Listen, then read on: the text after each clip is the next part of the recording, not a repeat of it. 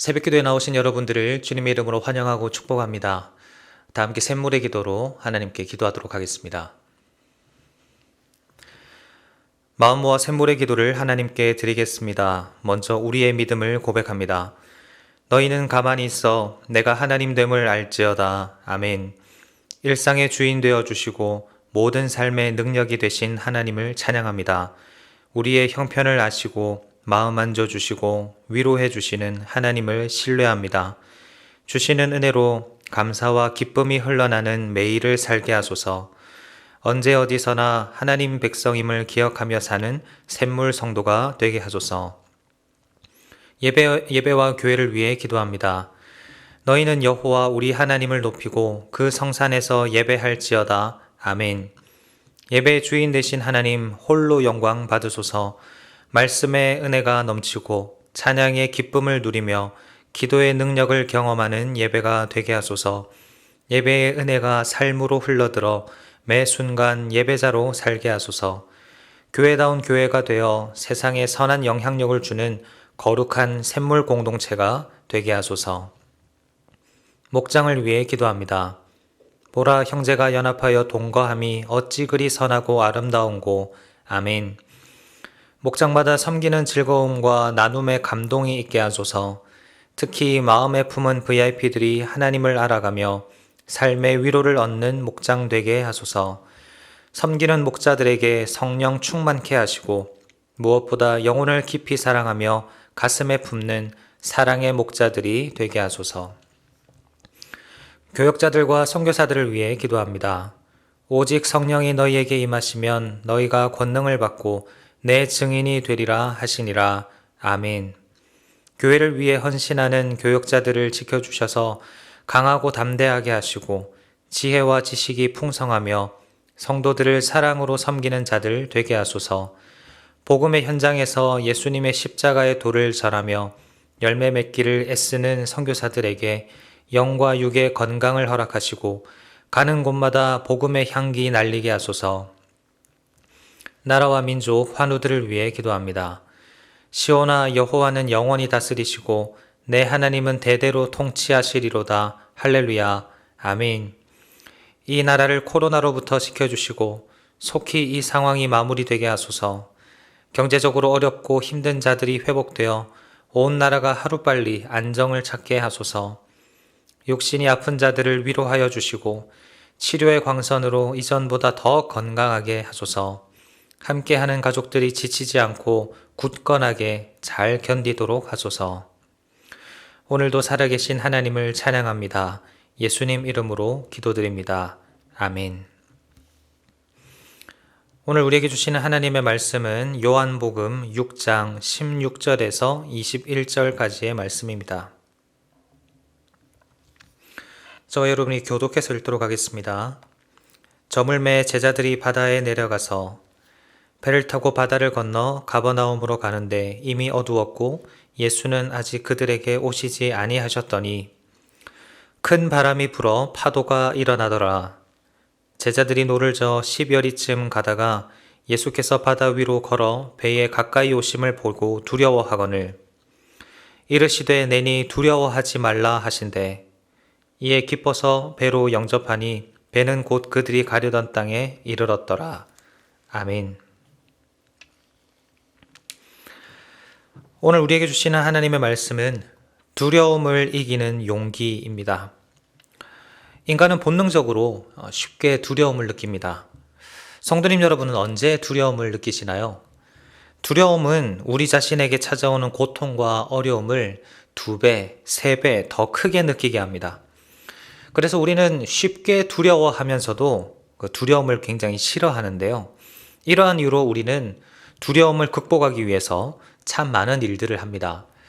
예를 들어서 내 노후가 염려되고 걱정이 된다면 노후를 잘 준비하는 비결이 적힌 책을 본다든지, 자녀에 대한 불안이 찾아올 때면 좋은 학교나 학원, 또 다양한 사교육 방법을 알아보기도 합니다. 그런데 그런다고 우리의 불안이나 두려움이 쉽게 사라지지는 않죠. 우리 마음이 우리 뜻대로 잘 컨트롤되지 않음을 여실히 경험합니다. 그렇다면 우리는 어떻게 해야 될까요? 두려움이라는 것은 컨트롤할 수가 없으니까 그냥 내버려 두어야 할까요? 그런데 오늘 본문을 보니까 두려움에 사로잡혔던 사람들이 자신에게 찾아온 그 모든 두려움들을 벗어버리고 기쁨과 평안을 회복하는 모습이 나타납니다. 그 비결이 무엇인지, 그래서 우리도 어떻게 하면 우리 인생에 찾아오는 두려움에서 벗어나 참 기쁨과 평안을 회복할 수 있을지 함께 묵상해 보기를 원합니다. 그렇다면 두려움을 이겨내기 위해서는 언제 우리가 두려움을 느끼는지를 알아야 하는데요. 첫째로 우리가 언제 두려워하는가? 어려움이 지속될 때 두려워합니다. 나에게 찾아온 어려움, 고난, 내가 이겨낼 수 없을 것만 같은 그 상황이 끊이지 않고 계속 지속되고 있을 때, 그래서 이것이 언제 끝날지 알 수 없을 때 우리는 그 상황 속에서 두려워합니다. 어떤 심리학자가 이런 말을 하는 것을 보았는데요. 우리가 언제 두려워하는가, 언제 불안해하는가, 언제 두려움이 커지는가, 그것은 예측 가능성이 현저히 떨어질 때라고 합니다. 나에게 찾아온 어려움이 금방 끝난다라는 것을 안다면 우리는 두려워하지 않는다고 합니다. 그런데 그 어려움이 언제 끝날지 알 수 없으면, 또한 그 어려움이 언제 갑자기 찾아올지 알 수 없다면, 다시 말해서 예측이 불가능하다면 그때 우리가 두려워한다라고 합니다. 공포영화를 예로 한번 들어볼까요? 공포영화가 왜 무서울까요? 나를 놀라게 하고 나를 무섭게 하는 귀신 같은 존재가 언제 어떻게 내 눈앞에 나타날지 모르기 때문에 무서운 거죠. 그런데 공포영화를 무섭지 않게 보는 방법이 있는데 아십니까? 귀신이 나오는 타이밍을 맞춰서 카운트다운을 세는 겁니다. 10, 9, 8, 그러다가 갑자기 0 하는 순간에 귀신이 딱 나오면 사람들은 안 무서워한답니다. 왜요? 예측이 가능하기 때문입니다. 이처럼 우리가 예측할 수 없는 상황에 처할 때 우리는 쉽게 불안해하고 또 쉽게 두려워합니다. 오늘 본문의 제자들이 그렇습니다. 오늘 본문에 나오지는 않습니다만 동일한 사건을 다루고 있는 마태복음 4장이나 마가복음 6장을 보면 지금 제자들이 배를 타고 갈릴리에서 가버나움으로 건너가는 이 상황은 예수님께서 명령하신 사건입니다. 예수님께서 오병이어의 기적으로 사람들을 배부르게 먹이신 이후에 사람들이 예수님을 왕으로 세우려 하신다는 것을 아시고 서둘러 제자들을 가버나움으로 보내신 겁니다. 그런데 제자들은 예수님의 말씀에 순종한 것밖에 없는데 갑자기 폭풍우가 시작이 됩니다. 그런데 이 바람과 파도가 도무지 잔잔해질 기미가 보이지 않습니다. 19절을 보면 제자들도 나름 노도졌고 노력을 합니다. 제자들 중에 상당수가 어부 출신이었기 때문에 능수능란하게 배를 몰았을 겁니다. 그런데 상황은 나아질 기미가 보이지 않습니다. 마태복음 14장에 보면 이 풍랑을 고난이라고 표현할 정도로 이 풍랑이 매우 거센 것이었습니다. 그런 풍랑이 계속 지속되고 있다면, 언제 그칠지 일기예보도 확인할 수 없는 상황이라면 작은 통나무 배 한 척에 이 자신의 몸을 의지하고 있었던 제자들의 입장에서는 아주 큰 두려움에 사로잡혔을 겁니다. 그런데 또 언제 두려움이 찾아옵니까? 둘째로 경험해보지 못한 상황에 처했을 때 두려워합니다. 우리는 낯선 것에 대한 막연한 두려움이 있죠. 낯선 사람, 낯선 환경, 낯선 물건, 내가 경험해보지 못한, 내가 알지 못하는 것에 대해서 우리는 쉽게 불안해하고 또 두려워합니다. 오늘 본문의 제자들은 두 가지 낯선 상황에 처하는데요. 먼저 하나는 예수님이 계시지 않는 상황에서의 풍랑입니다. 복음서에서 예수님이 풍랑을 잠잠하게 하시는 사건은 2번 나타나는데요. 첫 번째 사건이 예수님이 배에서 주무시는데 갑자기 풍랑이 불어서 제자들이 두려워하죠. 그래서 예수님을 깨웠더니 예수님이 제자들을 향해서 믿음이 없다라고 책망하시면서 바람과 파도를 잔잔하게 하시는 그런 장면이 나옵니다. 마태복음 8장과 마가복음 4장, 또 누가복음 8장에 기록이 되어 있는데요. 그 이후에 일어난 사건이 바로 오늘 사건입니다. 첫 번째 사건 때는 예수님이 계셔서 예수님이 바람과 파도를 잠잠하게 해주셨는데, 지금 그때랑 비슷한 상황이 벌어졌음에도 불구하고 이 풍랑을 잠잠하게 해주실 예수님이 계시지를 않는 겁니다. 낯선 이 상황이 두려워지는 거죠. 또 한 가지 낯선 사건은 자신의 평생에 듣도 보도 못한 물 위를 걷는 사람이 나타났다라는 사건입니다. 마태복음 14장에서는 제자들의 두려움을 조금 더 직접적으로 묘사하고 있는데요. 제자들은 물 위를 걸어오시는 예수님을 향해서 유령이라고 소리칩니다. 이처럼 제자들은 예수님이 계시지 않고 또 정체를 알 수 없는 그 무언가를 본 이 상황 때문에 극도로 두려움과 불안에 사로잡혀 있는 것입니다. 여러분, 제자들의 이 심정이 이해가 되시는지요? 저는 평소에 겁이 많아서 충분히 이 상황이 이해가 되더라고요.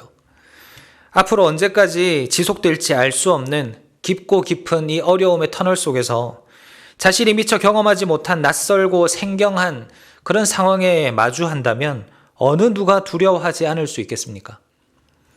어느 누가 용기를 내어 그 상황을 이겨낼 수 있을까요? 그러기가 참 쉽지 않았을 겁니다. 그런데 놀랍게도 19절에서 그렇게나 두려워했던 제자들이 21절을 보면 기뻐합니다. 안심하고요. 마음의 평안을 회복합니다. 어떻게 그럴 수가 있습니까?